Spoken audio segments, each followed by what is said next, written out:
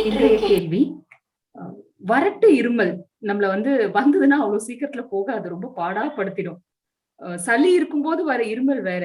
ஆனா இந்த வறட்டு இருமல் குத்தி குத்தி நமக்கு தொண்டையே வலி அதிகமாக்கிடும். இத எப்படி தவிர்க்க முடியும்? ஏன் அந்த வறட்டு இருமல் வருது?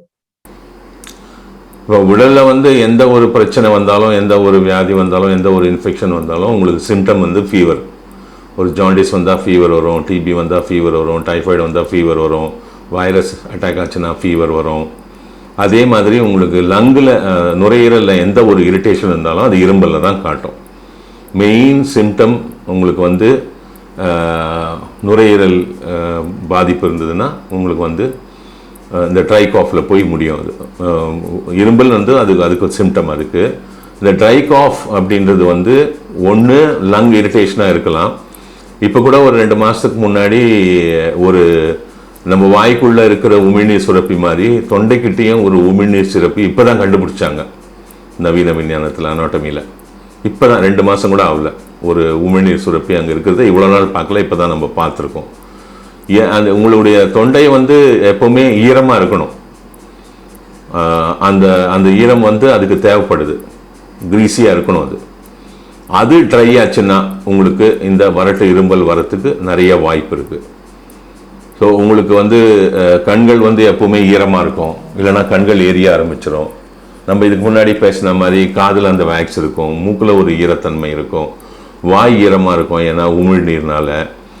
அதே மாதிரி அந்த வாயில் இருக்கக்கூடிய ஈரத்தன்மையும் அந்த தொண்டையில் நம்ம வரணும். அதனால தான் அந்த காலத்துலலாம் சாப்பிடும் போது நீங்கள் பார்த்தீங்கன்னா ஒரு காலகட்டத்தில் நல்ல அமைப்பு வச்சுருந்தாங்க. முதல்ல உட்காந்தோடனே ஒரு சின்ன பீஸ் வெல்லம், கொஞ்சம் சின்ன கட்டி ஒன்று சின்னதாக கொடுப்பாங்க. அதை தான் நீங்கள் சாப்பிடணும். சாப்பிட்ட உடனே உங்களுக்கு இனிப்பு அந்த உமிழ்நீர் சுரப்பியை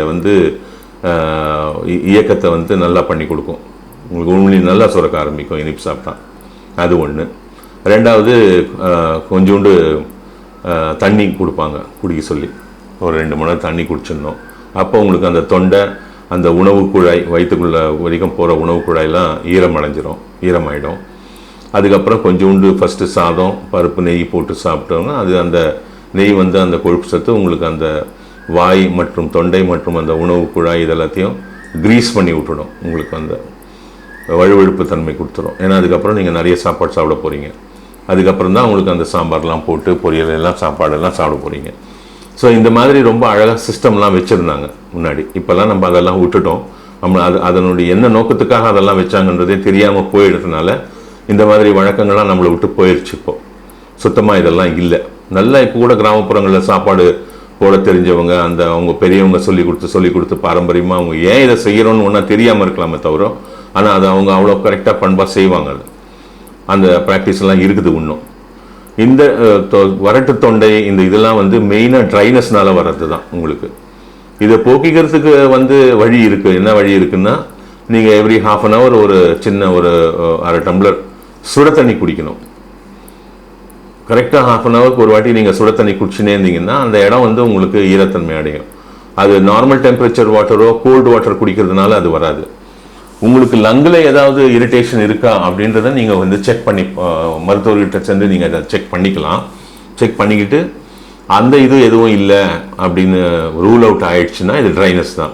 அந்த மாதிரி ஏதாவது இருந்ததுன்னா, லங் இன்ஃபெக்ஷன் ஏதாவது லைட்டாக இருந்ததுன்னா அதை நீங்கள் சரி செஞ்சிட்டிங்கன்னா இந்த இரும்பல் நின்றுடும்.